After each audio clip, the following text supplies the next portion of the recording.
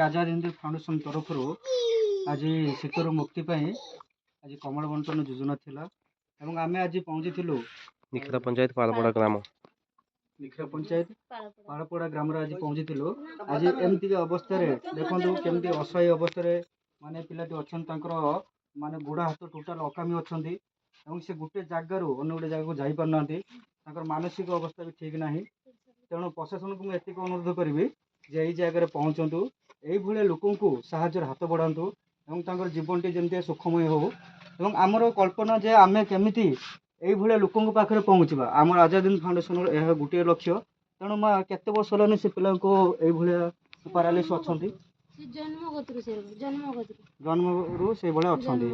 से गोटे जगह बस रोचे सरकारी सुविधा किसी बापा भी पारालिस पाती तो तांकर भत्ता भी पाई ना बापा पाती भत्ता से पारालिस भत्ता तो ये सरकार सुविधा किसी जगह पहुँची पार ना तेणु मु अनुरोध करी सरकार को जे यही लोकों पाखे जो माने से ये अच्छा आपात भत्ता मिलू एवं जो घर द्वार देखुं आपण मैंने केमी अवस्था अच्छा से तो से रोजगार